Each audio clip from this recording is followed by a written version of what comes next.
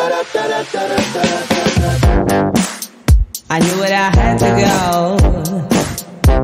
I thought that I forgot. Move a little faster. So give me a sign, baby.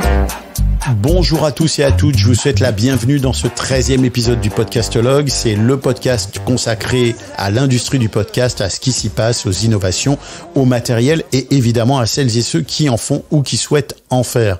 Alors aujourd'hui, on a un épisode un petit peu spécial parce que je vais être en solo ou plutôt en duo avec Bruno Guglielminetti. Philippe Chapeau s'est excusé, il a des impératifs personnels, mais il vous salue bien et il vous dit que l'audio soit avec vous. Et avec son micro. Et avec son micro. Bonjour Bruno. Bonjour Stéphane. On va mener cette émission tous les deux. Il va falloir que tu sois très bavard. Ça va, tu crois que tu vas y arriver ? À côté de toi, non. Moi, j'en doute pas une seconde, par contre.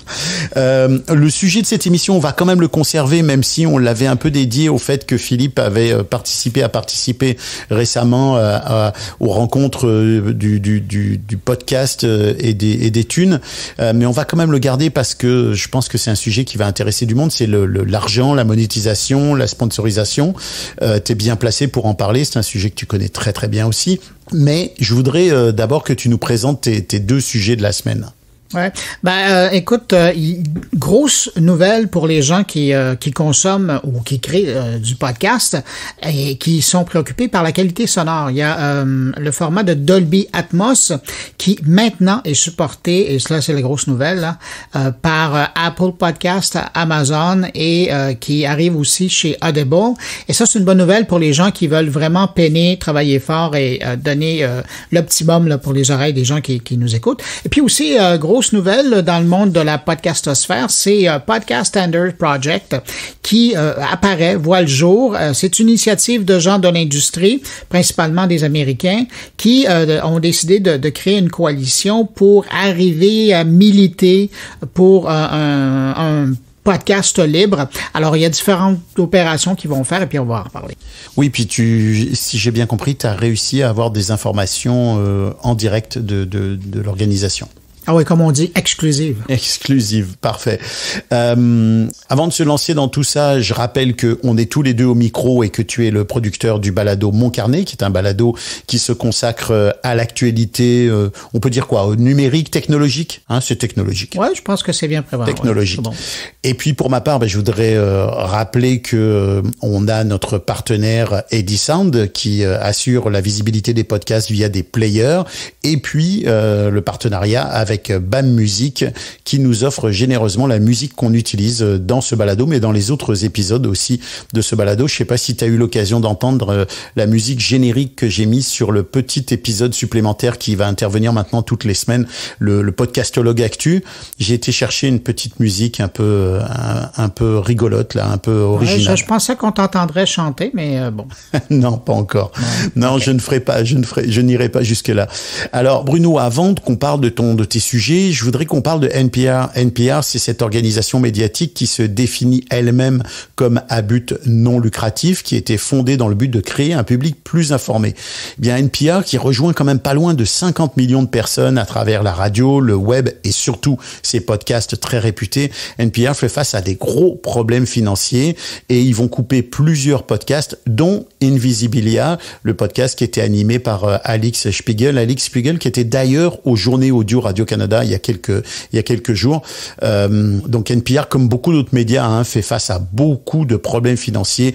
On parle d'un trou financier de 30 millions de dollars. T'as vu passer cette info, j'imagine, Bruno? Ben oui, je l'ai vu passer et je trouve ça dommage. Ben évidemment, comme tous les médias qui doivent faire des coupures, là. Il n'y a pas tellement longtemps, ici au Québec, c'est le réseau TVA qui a fait des coupures. Mais dans le cas de NPR, ce qui est un peu délicat, c'est de les voir couper dans la production de podcasts parce que, bon, NPR, c'est connu, c'est américain, c'est la radio publique, sauf que ça a toujours été très niché comme programmation et le podcast dans l'histoire de NPR, ça a été un peu comme leur planche de salut. Et c'est à partir de ce moment-là qu'ils se sont fait découvrir par un public beaucoup plus large. Il y a d'ailleurs des gens qui écoutent de leur production qui ont aucune idée de ce qu'est NPR et qui savent même pas que c'est une radio qui existe et qui peuvent syntoniser là sur un récepteur.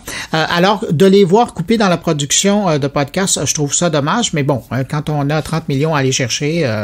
On coupe où on peut. En même temps, la question qui est un peu délicate, c'est que si NPR a développé du podcast et si NPR a survécu pendant aussi longtemps, c'est aussi parce qu'ils ont eu des podcasts d'impact qui ont été chercher énormément de public. Alors ça revient un peu à couper les voiles qui font avancer ton navire alors qu'il n'y a pas beaucoup de vent.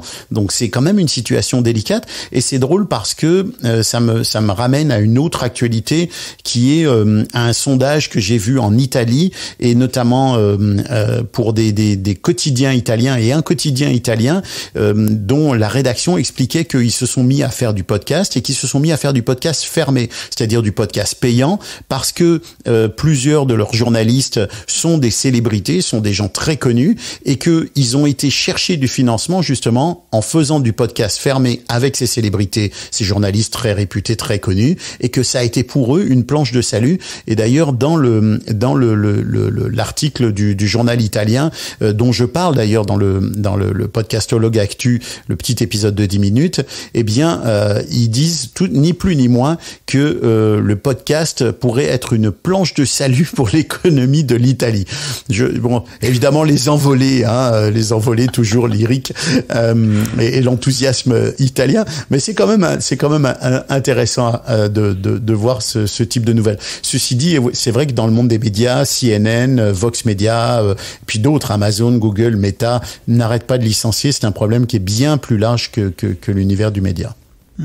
Et puis, mais bon, faudra voir. Mais c'est sûr que, bon, sachant que la diaspora italienne est partout à travers le monde, il y a un public qui est là et qui pourrait la consommer. Non, c'est une bonne nouvelle de voir que s'ils voient le salut de l'Italie par le podcast, ben, il y a personne qui va se plaindre parce que ça sera toujours des choses fort intéressantes à écouter. Tu pourrais te proposer comme ambassadeur.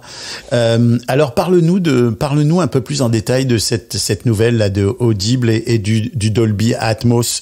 D'ailleurs, de la haute qualité audio dont Spotify ne fait pas encore partie là. Ouais, puis c'est important de le dire parce que des gens qui consomment uniquement sur Spotify sont un peu exclus de cette bonne nouvelle là.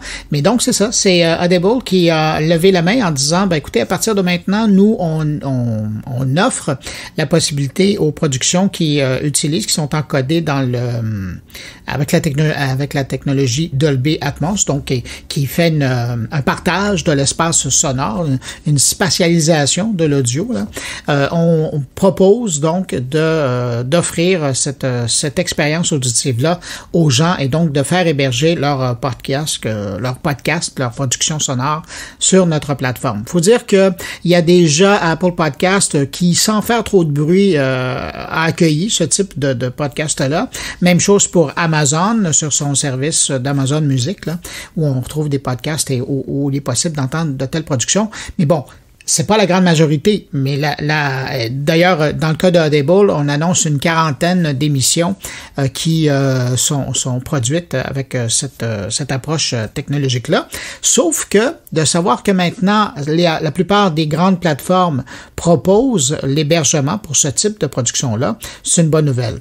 C'est une bonne nouvelle parce que, imaginez un peu, normalement, quand on écoute un podcast, il y a une grosse partie de la production qui est faite en mono, qui essentiellement vous envoie la même bande sonore d'un côté et de l'autre des écouteurs, que ce soit un casque ou des petites oreillettes là que vous accrochez à vos oreilles. Mais là, on est en train de voir de plus en plus l'utilisation de la stéréo. Ça, vous savez ce que c'est, parce qu'on connaît ça avec la musique. Mais là, quand on commence à voir la spatialisation du son, donc c'est de créer un environnement, ça veut dire du son qui est devant, sur les côtés, derrière, au-dessus de vous, et peut-être en bas un peu devant vous, ben là, ça commence à permettre aux créateurs de production, évidemment pas dans le type de podcast qu'on fait aujourd'hui, là, ce qu'on présente entre les deux oreilles des gens, mais quelqu'un qui fait dans la dramatique, dans le documentaire, dans l'expérience sonore, ben là, on commence à pouvoir offrir une expérience qui est plus immersive. Et dans ce sens-là, c'est intéressant. Alors, de savoir que Audible, Apple Podcast et Amazon proposent ou permettent aux gens d'expérimenter cette expérience-là, ben ça, c'est une bonne nouvelle. Puis j'imagine que ça va mettre de la pression sur Spotify pour également emboîter le pas. Sauf que, je vous rappelle que Spotify, ça fait longtemps qu'on attend son service de musique. Haute fidélité. Ouais, en hi-fi. Musique. Et c'est pas encore dans le décor. Et c'est sûr que le jour où ils vont proposer ce type de qualité sonore-là, ben là, on peut imaginer que le Dolby Atmos va faire partie de l'offre aussi.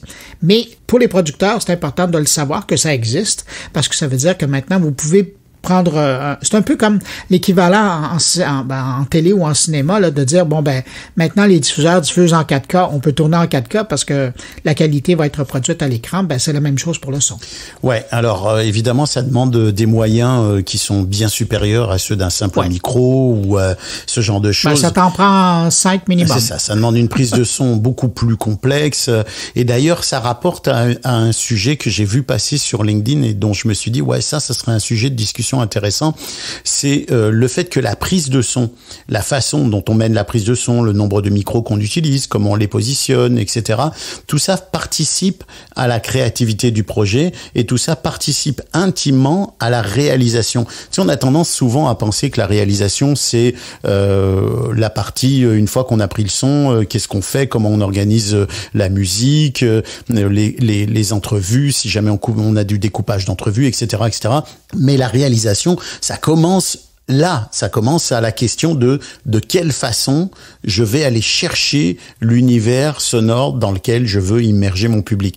Et ça rend évidemment cette question d'autant plus intéressante si on a les moyens de faire écouter du son en Dolby Atmos, en spatialisation, en binaural, etc., etc., parce que ça va démultiplier l'expérience pour l'auditoire. Puis je sais pas si tu avais assisté à cette conférence, justement, encore une fois, aux journées audio Radio-Canada, mais il y avait les gens de France Culture, de Radio France, qui étaient venus et qui ont présenté justement leur projet et qui ont expliqué que de plus en plus souvent, ils enregistraient avec des moyens de spatialisation pour offrir une expérience la plus enrichie possible. Et évidemment, on voit bien que c'est pas donné à tout le monde, que c'est réservé aux studios qui ont des gros moyens, mais ça va très certainement, comme tout le reste, se démocratiser. Ouais. Ben, moi, je dis toujours, à défaut d'avoir les moyens de le faire, si vous êtes capable d'enregistrer au moins avec plusieurs prises de son, donc multiples, donc plusieurs microphones, vous serez surpris de ce que vous pourrez créer par la suite. Après, là, c'est de voir si vous avez le temps à mettre, parce qu'on s'entend que faire mixer une piste en mono ou passer en stéréo, c'est déjà un petit peu plus de temps. Et puis, si vous avez 5 pistes, 7 pistes de son, là, commence une tâche beaucoup plus ardue d'arriver à tout synchroniser ça. Mais il y a quelque chose d'intéressant. Donc, je vous dirais que la première expérience à faire, c'est de faire une prise de son multiple de quelque chose qui se fait. Mais évidemment, en ayant réfléchi à comment vous allez l'utiliser, et si c'est intéressant et ça valorise votre projet. Mais si c'est le cas, n'hésitez pas. Et puis, à un moment donné, vous gardez ces bandes-là ces enregistrements-là à quelque part. Tu trahis ton âge, Bruno. Oui, moi, j'ai commencé, je travaillais avec des bandes. Et puis, avec la petite lame et le petit crayon chinois. Là. Tu montais, il montait au ciseau. Non, avec la lame, Et dans le ciseau, moi, j'ai pas osé faire ça. Et donc, c'est ça. Mais l'idée, c'est d'aller chercher le son. Et d'ailleurs, ça me rappelle un projet sur lequel on a travaillé ensemble à un moment donné, une conférence qu'on a fait pour une organisation. Et là, on avait le choix parce que le preneur de son, que je remercie, avait eu la bonne idée de vraiment spatialiser son enregistrement. Et on se retrouvait avec 5 enregistrements différents. Alors, on aurait pu, à la fin, offrir en produit final simplement la voix du conférencier avec sa prise de son presque micro-cravate, là, traditionnelle. Mais non, on a poussé l'histoire de présenter une présentation immersive. Quand même, fallait le faire. Et puis, ça place l'auditeur au beau milieu de la salle de conférence avec le conférencier devant qui se promène devant lui, là. Et la conclusion à tirer de ça, c'est que tout est parti en fait du preneur de son qui, au moment où je discutais avec lui pour organiser justement la prise de son de cette conférence, là, on parle d'un projet qu'on a mené pour ma compagnie de production, et ce preneur de son là m'a dit moi je peux faire une prise de son avec plusieurs matériels, je peux mettre ou un shotgun, je peux mettre un micro milieu, etc. Je lui ai dit regarde, fais-toi plaisir, si ça te tente, fais-toi plaisir. Et c'est vrai, t'as raison, le résultat est vraiment sympathique. On est loin de la spatialisation, mais on a quand même pour les auditeurs de cette conférence une sorte d'expérience un peu enrichie qui leur donne beaucoup plus l'impression de participer à la conférence, d'être eux-mêmes à nouveau des participants, que d'écouter simplement un truc un peu plat raconté par quelqu'un au micro. On va poursuivre sur nos sujets justement avec toutes ces modifications, tous ces changements, toutes ces choses qui sont en train de se produire. Tu en as déjà parlé, on en a déjà parlé, Philippe en a déjà parlé avec ce qu'on appelle le podcast 2.0. On va poursuivre avec l'autre sujet dont tu voulais parler et qui fait suite à un post que tu as fait ce matin sur Facebook. Cette demande un peu, moi je trouve un peu tardive, mais quand même vachement intéressante, d'un univers du podcast libre, ou en tout cas d'un univers du podcast qui voudrait s'éloigner des grandes plateformes. Alors, raconte-nous ça. L'idée derrière cette initiative, donc tu le dis, c'est une coalition, un collectif qui vient d'être créé. C'est le Podcast Standard Project. D'ailleurs, vous pouvez les suivre sur Twitter, Pod Standard, avec un S à la fin, qui a été lancé. Et ce sont des joueurs, autant des hébergeurs que des producteurs de podcasts qui sont derrière cette initiative-là et qui veulent s'assurer que le podcast demeure une plateforme libre. Il faut savoir que depuis que ça a tout commencé avec Apple lorsqu'ils ont démarré leur plateforme d'hébergement, pas d'hébergement mais de distribution de podcasts là. Je cherchais le mot exact. C'est une plateforme d'agrégation de podcasts, c'est ce que je cherchais. Donc à partir de ce moment-là, ils ont créé des standards par rapport à l'étiquetage d'un podcast. Ils ont créé différentes informations qui étaient reliées à un podcast et les podcasteurs puisque c'était la première grande plateforme à offrir une telle visibilité au podcast, les podcasteurs se sont adaptés. Sauf qu'avec le temps, d'autres plateformes d'agrégation de podcasts sont apparues. Et je vais aller vite dans l'histoire, là, mais on en arrive à Spotify, et eux ont créé d'autres outils au niveau de l'agrégation de contenu, et c'est par ces plateformes-là qui est devenu un peu comme la privatisation, si tu veux, de certaines productions de podcasts. D'ailleurs, tellement que dans certains accords commerciaux, maintenant, il est clairement dit qu'un podcast qui est hébergé et promu par une plateforme en particulier ne doit plus être disponible en circulation ouverte ou disponible sur d'autres plateformes, tellement qu'on achète un podcast et il est disponible uniquement à l'adresse de la compagnie qui en fait la promotion. Ouais, alors il y a plusieurs choses là-dedans. On achète un podcast, encore faut-il le payer si tu veux demander une exclusivité, évidemment. Ce que fait pas Spotify ou Apple Podcast. Dans le cas de Spotify, ils l'ont fait par exemple avec Joe Rogan. Mais c'était un podcast ouvert. Exact. C'est ça. Ouais. C'est un podcast ouvert et puis après, ils mettent de l'argent sur la table et c'est un choix du podcasteur de dire j'y vais ou j'y vais pas. Ouais, mais tout le monde n'est pas Joe Rogan et c'est de mon point de vue, ou c'est Stéphane pas plus mal. De mon point de vue, c'est pas plus mal. Mais il y a aussi des plateformes qui créent du contenu et qui payent pour la création de contenu et c'est bien heureux. Mais plus loin que la question de la standardisation du fil RSS et de toutes les questions un peu de technique, il y a une question plus philosophique. Moi, j'ai été voir justement effectivement d'une certaine façon la déclaration qui a été faite sur le groupe. Et ce qu'on peut dire, c'est que on revient un peu à la question de l'internet libre, du podcast libre et surtout d'un point de vue plus philosophique de l'appropriation de l'univers du podcast et des créations par les grandes plateformes au prétexte que elles vont assurer une diffusion de la plus large possible sans rémunération. Donc on remet là aujourd'hui de façon et surtout avec des gens qui ont une légitimité pour le faire, on remet au centre de l'univers du podcast la question de qui diffuse des podcasts, pourquoi, comment et dans quelles circonstances. Et c'est ça, à mon avis, qui est intéressant, c'est que ce groupe-là, il a beaucoup de légitimité. Il fait partie, ceux qui en font partie sont parmi les pionniers de l'univers du podcasting, et donc ça donne beaucoup de poids à cette déclaration. Maintenant, ce que je mettais en commentaire de ton statut Facebook qui parlait de ça ce matin, c'est que ça me faisait un peu penser à l'idée de remonter en pédalo le fleuve Saint-Laurent ou d'essayer de remonter à la nage les chutes du Niagara, parce que je vois pas comment maintenant on pourrait arriver, et j'y serais tout à fait favorable et même intéressé à revenir en arrière, à veiller à ce que les grandes plateformes ne s'approprient pas autant de contenu, etc., etc.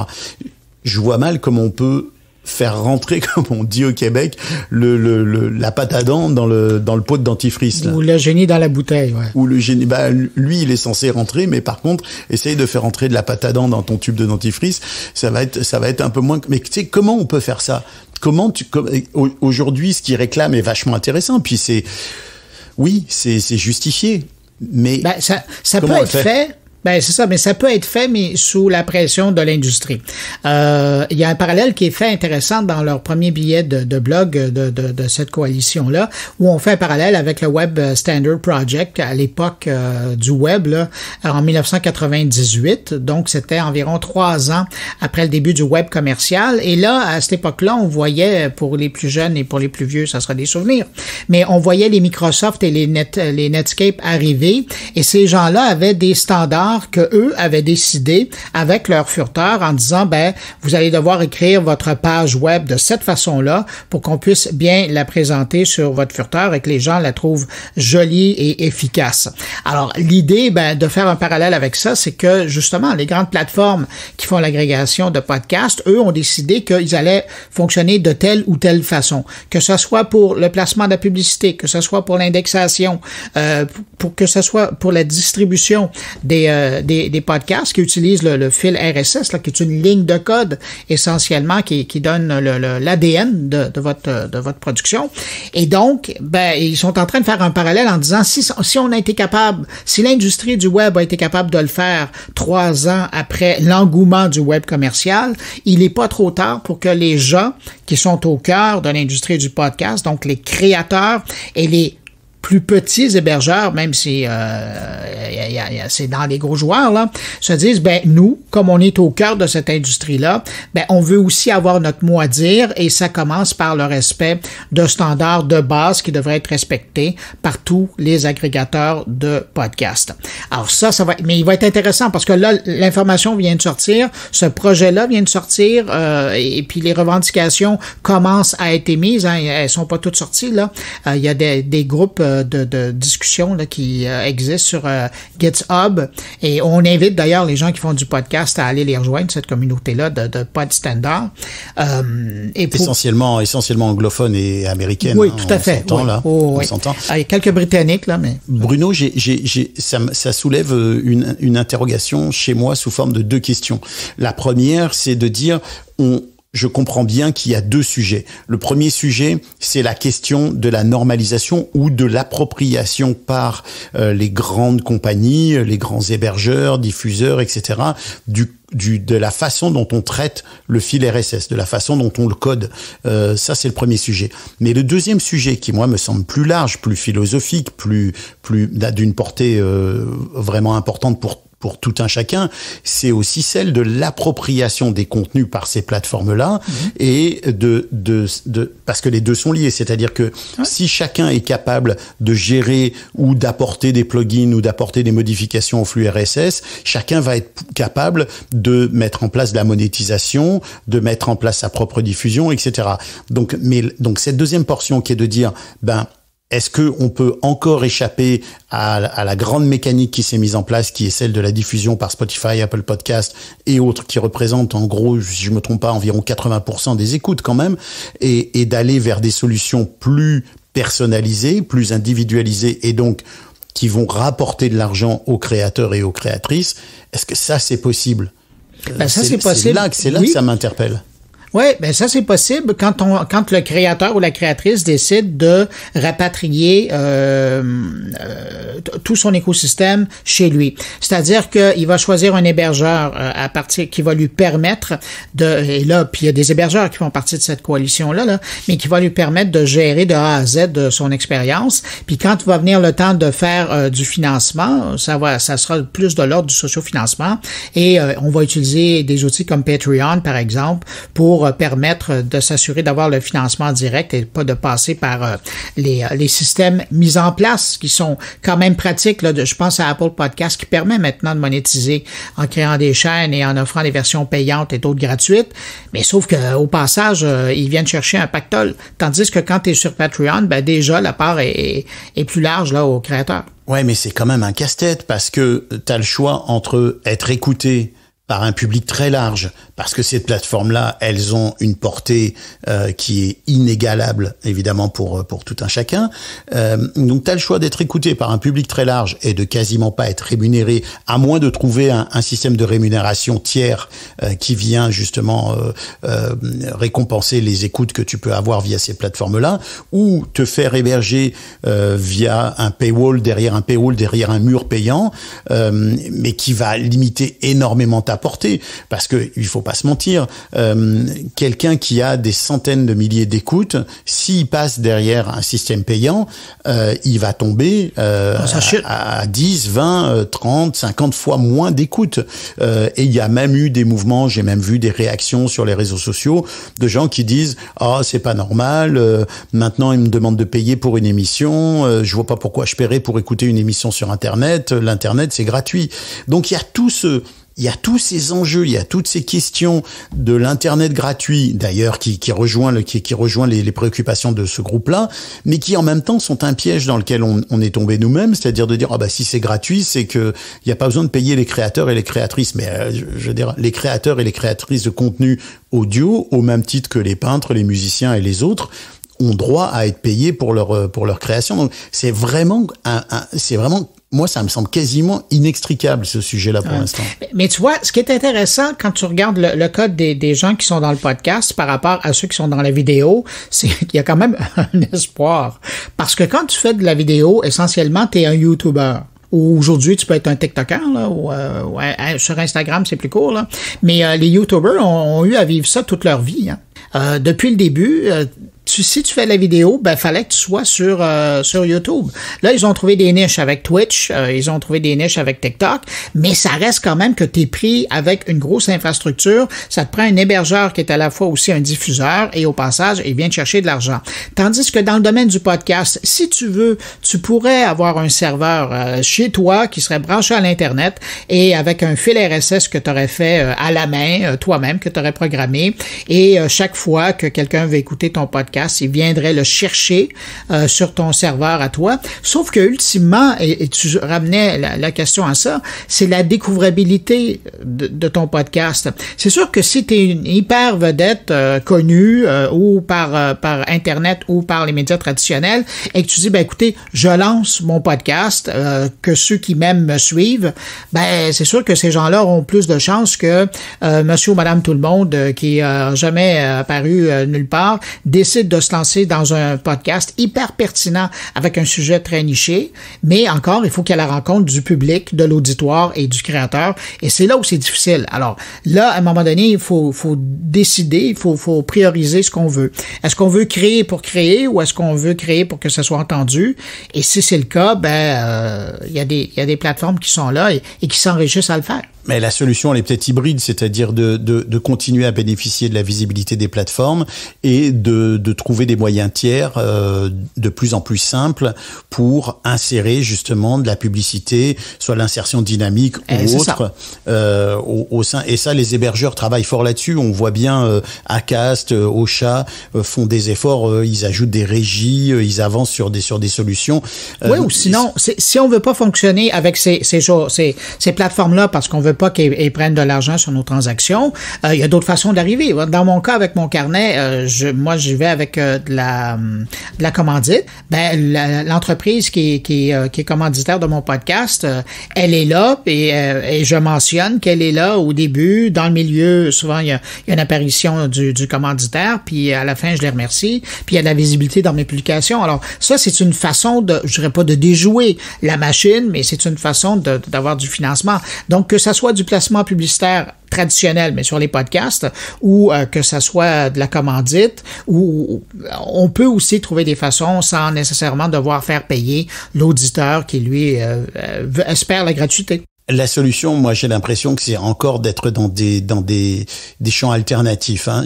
Si on va vers le tout ou rien, c'est-à-dire tout sur Spotify, Apple Podcast, tu récupères 0. Si tu vas vers l'univers clos complètement 100% fermé, tu gagnes pas non plus parce qu'il faut, comme tu disais, une visibilité vraiment extrêmement importante, extrêmement large pour pouvoir récupérer suffisamment d'abonnés sur notamment Patreon. Tu sais, moi, je regardais récemment des podcasts qui ici au Québec font des centaines de milliers d'écoutes. On parle de, par exemple, 500 000, 600 000 pour 2 saisons. De quelques épisodes, ce qui est vraiment pas mal. Bon, quand tu regardes les abonnés sur Patreon, on tombe à quelques centaines d'abonnés. On tombe à quelques centaines d'abonnés à des tarifs qui évoluent entre 3, 5 et $10.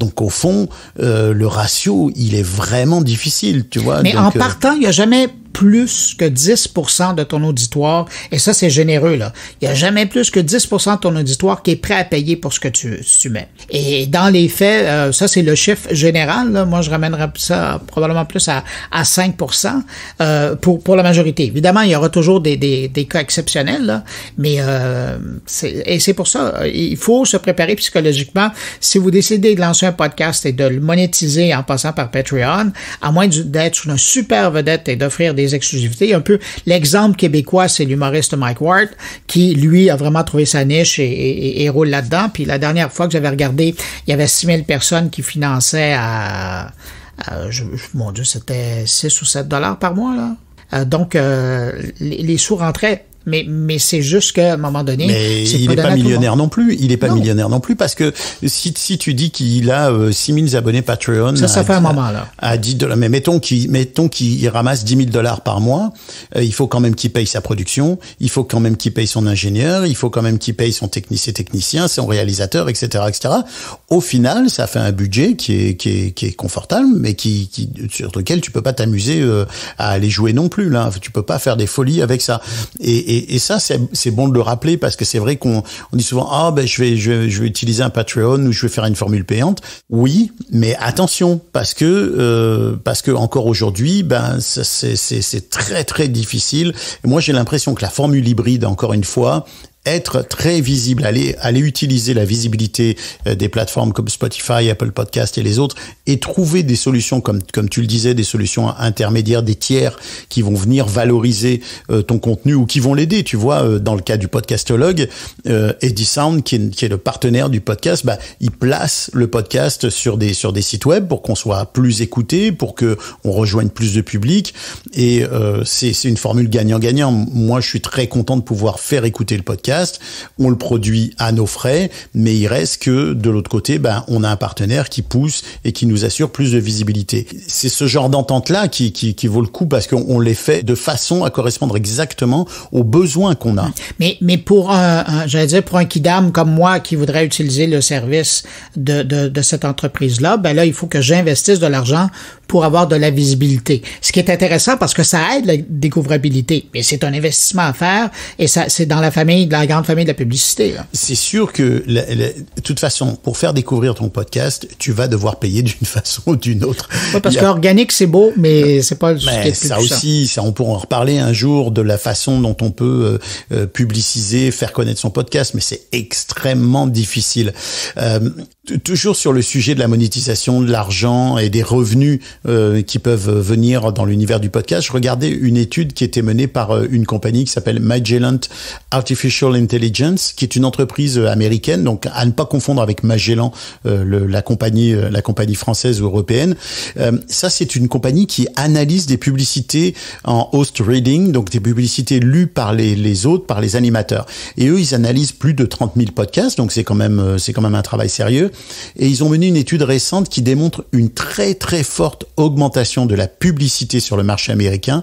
Je vais donner des chiffres. Depuis juillet 2022, les dépenses d'une année sur l'autre n'ont pas cessé d'augmenter. Entre 2022 et 2023, à la même date, au mois de janvier, les dépenses étaient 1,5 fois supérieures en 2023 qu'en 2022. C'est 150% d'augmentation, au fond. C'est vraiment important. Et en 2022, par exemple, les 10 plus gros investisseurs de publicité ont dépensé 283 millions de dollars, soit une augmentation de près de 40% par rapport à 2021. Donc ça veut dire que à la fois les plus gros investisseurs augmentent de presque de la moitié de leur budget de publicité, mais en même temps le marché global de la publicité ne cesse d'augmenter. Et on le rappelle, c'est un chiffre qui avait été donné par l'IAB qui disait qu'il prévoyait aux États-Unis sur 2024 un budget publicitaire de 4 milliards de dollars. Moi, j'ai l'impression que la solution, elle est là. La solution, elle est d'aller pour des podcasts qui commencent à avoir de la visibilité, pour des podcasts qui commencent à avoir de l'écoute, d'aller chercher de la publicité par des tiers, d'aller chercher du sponsoring et d'aller faire ce qu'on appelle le host reading en bon français. Ça, c'est intéressant parce que ça me rappelle une discussion qu'on avait eue, je pense que ça remonte même à quelques années, où on commence à le voir en France, mais on le voit pas encore au Québec, et c'est des spécialistes qui sont dans le domaine du podcast pour représenter des podcasts auprès d'annonceurs. Des agents, des sortes d'agents. Exactement, oui, si tu veux. Et ça, je pense que c'est quelque chose qui pourrait être intéressant. Ça existe un peu en France. Il y a ce type de firmes-là qui m'ont contacté pour des annonceurs européens.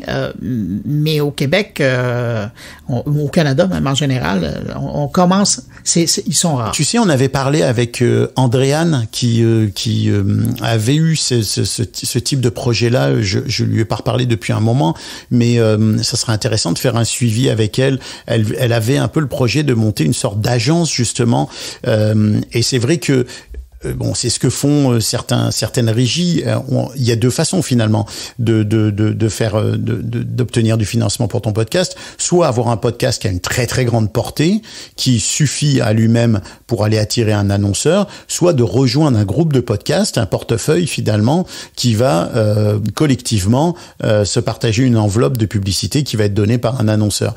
Et c'est vrai que sur le même principe que on va chercher, les agences vont chercher des nanos et des micro-influenceurs. C'est le même principe avec des micros et des nano-podcasts. Mais c'est vrai que c'est une solution qui est pas très développée. J'ai pas, moi, souvent entendu parler de gens qui proposent justement de monter des portefeuilles parce que en plus, on sait qu'on a des catégories qui sont très très bien définies dans l'univers du podcast. Alors le true crime, le sport, le développement personnel, etc. Donc j'ajoute la techno. La techno, on pourrait y aller par famille. Non, mais dans les familles de contenu, c'est extrêmement bien déterminé. On couvre dans chaque famille vraiment une plage très très large d'intérêt. Donc ça pourrait effectivement être une solution intéressante. Je sais pas pourquoi cette solution-là ne s'est pas plus développée. Peut-être parce qu'il y a très peu à gagner pour ces agents-là en pourcentage, en proportion de bénéfices sur le contenu. J'imagine que c'est ça l'enjeu. J'ai 2-3 boîtes en France qui me viennent en tête pour avoir été contacté par ces gens-là. Peut-être qu'il y en a plus. Mais ici, du côté du Québec, j'en connais pas.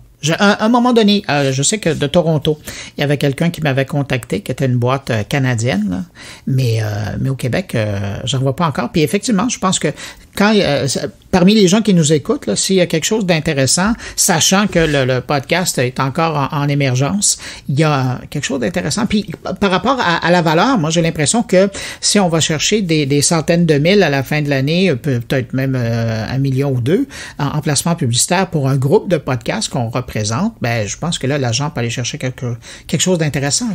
Mais en fait, le système peut être vraiment à géométrie variable parce que, admettons qu'un agent ou qu'une agente décide de faire l'intermédiaire avec des marques, elle peut s'y prendre de la façon qu'elle veut, c'est-à-dire qu'elle peut aller chercher les marques et leur dire vous voulez un budget publicitaire, moi je vais aller vous trouver les bons produits, et elle a pas besoin d'avoir un portefeuille de podcasts qui lui soit dédié ou qui se soit engagé avec elle. Elle peut très bien aller chercher à droite à gauche, contacter un tel et constituer ponctuellement un portefeuille pour une marque ou pour un type de contenu. Mais ça se fait déjà, parce que j'ai des agences de publicité qui me contactent à l'occasion pour faire du placement pour un client à eux, et puis je présume que je suis pas le seul podcast qui contacte pour avoir de la visibilité. Ça, c'est une chose. Mais je reviens à ton idée, d'avoir un agent de podcast qui, lui, aurait dans son écurie plusieurs podcasts qui représentent.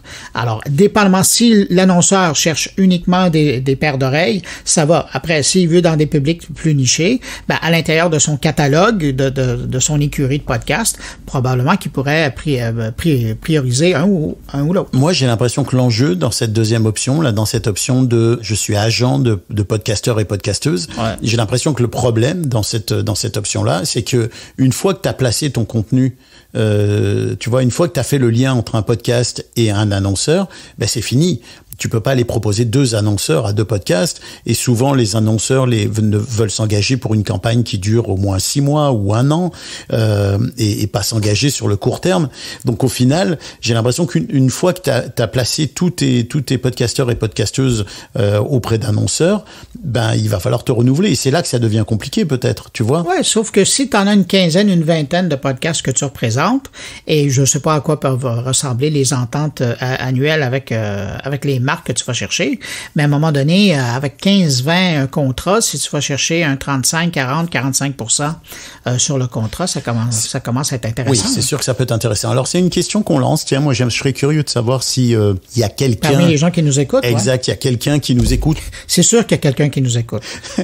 Si j'avais fini ma phrase, j'aurais dit s'il y a quelqu'un qui nous écoute et qui pratique ce genre de choses ou qui voudrait se lancer là-dedans, ça serait intéressant d'en discuter.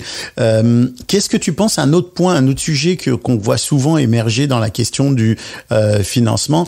Qu'est-ce que tu penses, toi, des produits dérivés? Tu sais, ça se fait beaucoup, notamment dans le true crime. On vend des t-shirts, on vend des mugs, on vend des stylos.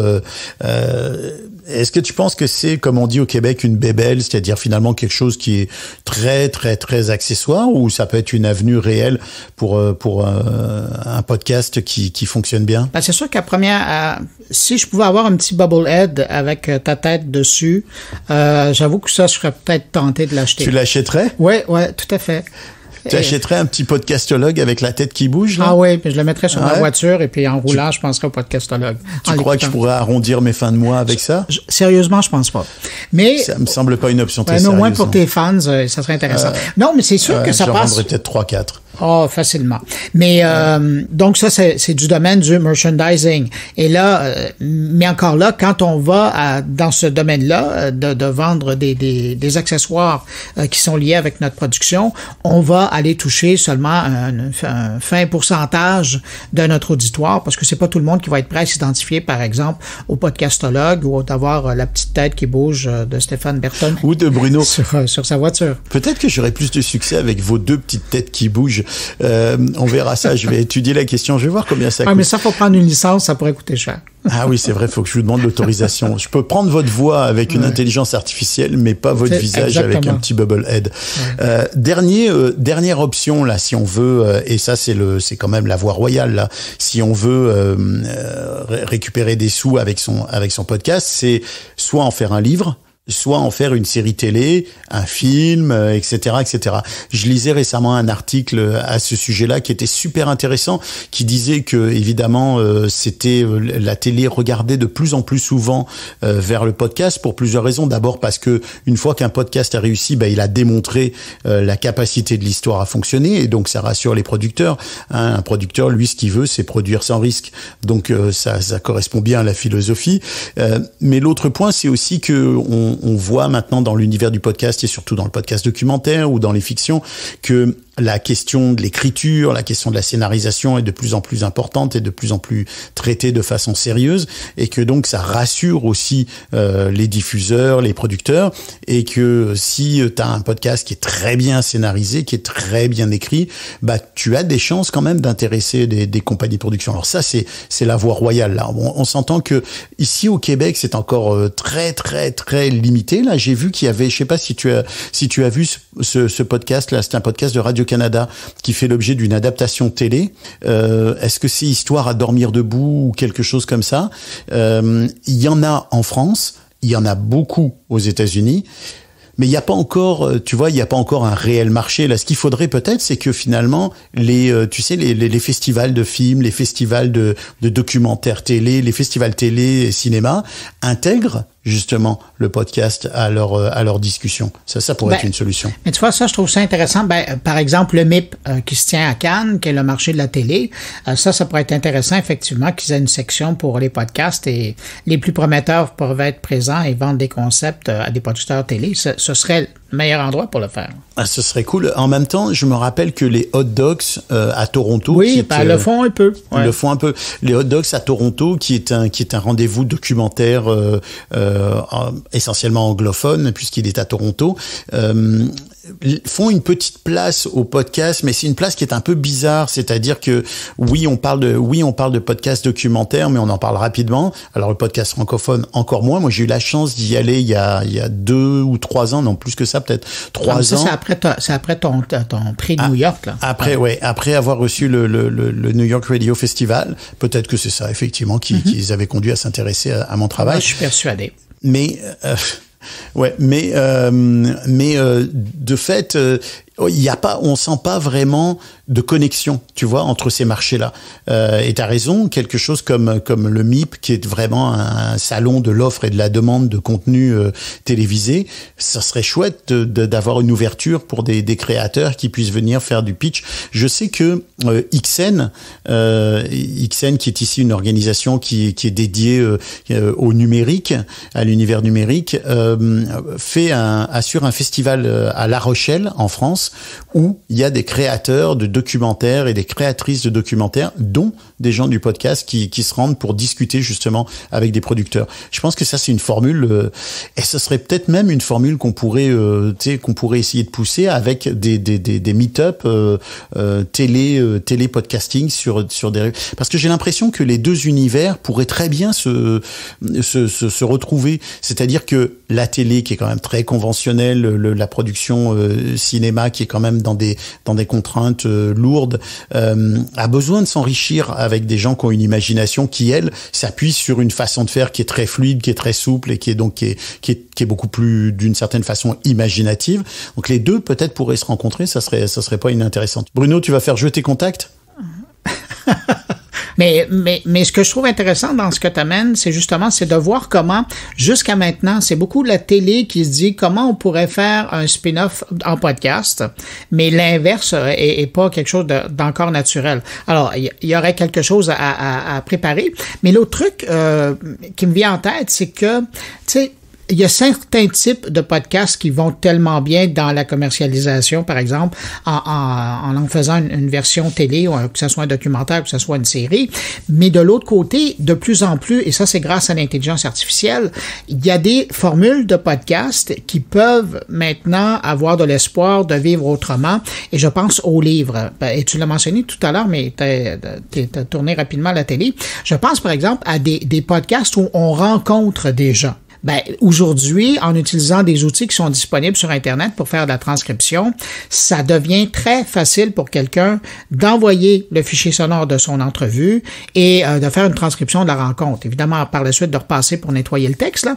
Mais imaginez si dans votre podcast, vous rencontrez, je sais pas moi, 30 personnes par année sur un domaine en particulier. Si vous faites 2 saisons, 3 saisons, ça commence à faire beaucoup de personnes. Alors imaginez si par la suite, vous prenez ça, vous faites la transcription, vous passez à travers les entrevues, avec ça, vous avez assez pour créer un bouquin qui traiterait d'une thématique en particulier en présentant différents points de vue. Alors, c'est des possibilités, c'est ça.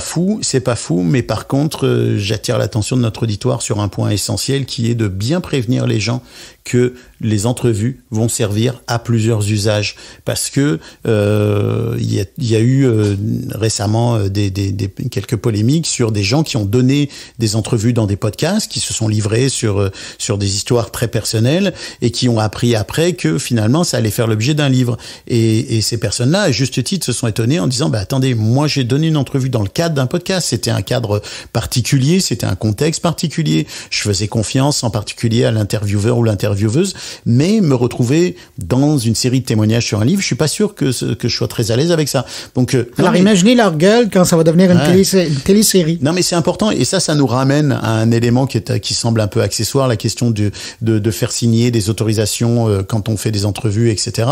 On se dit la personne, oui, légalement, elle est évidemment clairement avisée qu'elle donne une entrevue puisqu'elle est assise devant un micro, etc. Mais d'aller un petit peu plus loin et de faire signer ce qu'on appelle un release ici, une quittance qui dit on utilisera tout ou partie de cette discussion sur tout ou sur tout support, toutes les plateformes et tout type de plateforme, etc. et tout type de territoire. Au moins ça éclaire la situation de l'entrevue de façon extrêmement précise et il y a personne après qui peut dire là moi j'étais pas au courant. Oui, vous étiez au courant, vous aviez signé une entente pour cette entrevue. Je pense que ça c'est aussi un point important à pas oublier, c'est que quand on fait un podcast ou quand on lance un projet comme ça, on sait pas ce qu'il peut devenir. Il peut prendre une toute autre tournure et se prémunir et s'assurer que si jamais ça devenait autre chose, ça on pourrait le faire. C'est intéressant. Là, je trouve que ton idée est vachement intéressante sur le bouquin. Je pense que le bouquin réécrit en valeur ajoutée est intéressant aussi. Tu vois, je veux pas plugger le livre que j'ai fait sur ma dernière enquête en balado, mais d'une certaine façon, c'est un peu ce qui s'est passé, c'est-à-dire que après le balado, j'ai continué à trouver des éléments, donc j'ai fait un bouquin dans lequel j'apporte aussi des nouveaux éléments, mais qui reprend en grande partie le balado, donc il y a une valeur ajoutée. Et pour la télé, ce que disait l'article que j'ai lu, l'article qui était vachement intéressant, et ça, je pense que c'est un point essentiel, c'est qu'il disait qu'il faut quand même, au moment où tu transformes ton contenu audio en contenu télévisé, il faut quand même que tu sois conscient qu'il va falloir faire une transformation. Ça peut pas être du copier-coller. Il faut s'adapter aux standards de la télé et il faut être capable de porter son contenu à un autre niveau. Ça, c'est pas donné à tout le monde. Ça demande beaucoup de moyens, ça demande beaucoup de temps et ça demande beaucoup de travail. Oui, puis dans l'adaptation, par exemple, de passer de l'audio au visuel, c'est peut-être même pas toi qui va s'assurer de faire la transition. Il y a des gens qui vont prendre ton œuvre et qui vont l'adapter. Ouais. Il faut être conscient de ça aussi. Oui, ça c'est vrai que c'est un autre enjeu quand tu veux vendre ton podcast pour la télé ou pour une adaptation quelconque. Faut être préparé au fait que tu sois pas forcément la meilleure personne pour scénariser parce que t'es pas forcément scénariste ou autre. Effectivement, c'est un enjeu. Bruno, est-ce que tu vois autre chose à ajouter sur ce sujet de la monétisation? Est-ce que il y a quelque chose qu'on n'a pas abordé par rapport à ça? Peut-être oui, et ça fera un lien avec un truc que je voulais aborder, mais dont on n'aura pas le temps de faire. Ça a à voir avec... On a toujours le temps, on est en podcast. Ouais, mais quand même, à un moment donné, tu sais qu'il faut s'arrêter. Hein. C'est pas de la diffusion continue. C'est moi le producteur. Ouais, c'est moi le réalisateur. Bon. Mais donc, c'est ça. Excusez-nous, messieurs, dames, pour ce petit règlement de compte audio. Mais donc, ce que je voulais dire, c'est que il existe aussi à l'occasion des programmes qui existent. Et ça, les gens en font pas vraiment attention à ça. Et ça m'amène à vous parler de Spotify, qui, l'an dernier, en février 2022, avait annoncé un fonds pour la diversité des créateurs. Et ça, c'était 100 millions de dollars. Un an plus tard, on se rend compte qu'il y a seulement 10% de ce montant-là qui a été dépensé par Spotify. Donc, il y a de l'argent qui reste sur la tablette. Je veux juste préciser ce que tu viens de dire, Bruno, c'est que ce fonds, il est consacré à favoriser les créateurs et les créatrices issus de la diversité. Et ça veut dire qu'ils ont utilisé 10% de cette somme-là, qui est quand même assez conséquente, là, 100 millions de... Quand on parle de 100 millions, ouais. C'est pas rien. Ouais. Ouais. Et c'est 100 millions américains. Alors, on le sait là parce que on l'a vu dans différentes situations. C'est toujours difficile pour des grosses compagnies comme ça d'être capable de vraiment mettre en place des processus qui fonctionnent, qui soient fonctionnels. Et on ne sait pas pourquoi c'est toujours difficile parce que quand tu as 100 millions de dollars, normalement, ça devrait pouvoir débouler. Mais ils ont toujours du mal à le faire. Là, ça s'explique comment? Est-ce qu'il y a une explication dans ce que tu as lu à ce sujet-là ou Non, essentiellement que l'annonce avait été faite, mais par la suite, il n'y a pas vraiment de suivi qui ont été faits. Et donc, les gens sur le coup se sont excités, ont fait leur demande, mais par la suite, il n'y a pas eu tellement de relance du service. Alors, il y a beaucoup de projets qui probablement ont été refusés au début. Et comme il n'y a pas eu de relance du programme, cet argent-là n'a pas été distribué. Mais ça, c'est un exemple. Il y en a d'autres. Il y a des fondations. Si vous faites une recherche sur les fonds de production de podcasts, je sais, en France, ça existe, le gouvernement français qui finance une partie de la création. Ici, au Québec, au Canada, il commence à y avoir ici et là certaines initiatives. Puis je suis sûr qu'ailleurs, dans la francophonie, il peut y avoir des programmes qui pourraient être touchés. Alors, le financement aussi, parce que le podcast, dans certains cas, c'est aussi une création culturelle. C'est un produit culturel. Il y a peut-être à aller chercher du côté du financement public. Tu fais bien de nous ramener à ça, puis je pense que ça sera un peu notre conclusion, c'est que ça, c'est un gros enjeu, à mon avis, des prochaines années. C'est que la création audio soit financé de façon tout à fait équitable, au même titre que la production télévisée, la production cinématographique. Ici au Québec, ces productions-là, les productions culturelles sont soutenues par des organismes indirectement, mais donc finalement par le gouvernement, donc par nos impôts, mais le balado, le podcast, reste quand même le grand oublié de ces fonds de financement. Certains donnent un petit peu d'argent aux créateurs et aux créatrices à titre de créateurs et de créatrices, mais la question du financement de la production, elle est complètement évacuée en ce qui concerne les podcasts. Les éditeurs touchent des retours d'impôts sur la production de livres, les producteurs touchent des soutiens de différentes organisations, mais les producteurs de podcasts ici au Québec, c'est pas le cas. Et j'en profite justement pour rappeler que on est en train d'en discuter entre producteurs, créateurs, créatrices, productrices, et que on est en train de discuter justement d'un regroupement pour pouvoir porter ces questions un petit peu plus loin. Et je pense que ça fera pas de mal à l'industrie de mettre un peu des standards là-dessus et de mettre un peu d'argent sur la production d'un contenu qui quand même fait partie du patrimoine culturel, qui développe quand même la culture québécoise ici, puis en francophonie en général. Donc je pense que c'est un sujet qui mérite qu'on s'y attarde. Mon cher Bruno, je te remercie d'avoir tenu le fort avec moi. On salue notre ami Philippe. On lui dit à bientôt dans le prochain épisode. Ça met fin à ce 13e épisode du Podcastologue. Merci à toi, Bruno. Ce podcast est une production GoScript Media. Il est réalisé par l'excellent Bruno Guglielminetti et moi-même. La musique que vous avez entendue vient du catalogue de BAM Music. Je remercie notre partenaire Eddy Sound. Et quant à nous, on se retrouve la prochaine fois, à la fois pour la petite émission du Podcastologue Actu de 10 minutes et le rendez-vous bimensuel avec Bruno et Philippe. Alors d'ici là, n'hésitez pas à mettre les commentaires sur Apple Podcast, mais aussi maintenant sur Spotify. Vous savez que vous pouvez poser des questions sur Spotify, recommander ce podcast à vos amis, à vos voisins et partagez-le autour de vous. Et comme je dis dans la formule de fin maintenant consacrée, à très bientôt et que l'audio soit avec vous. Et j'ajoute, et avec votre micro. Merci Bruno. Bye bye à tous et à toutes. Salut. Salut Bruno. Salut. Why does it have to feel so good? I knew it, I had to go. Move a little faster. I thought that I forgot. So give me a sign, baby. I wish that I could step inside. Move a little faster. Oh,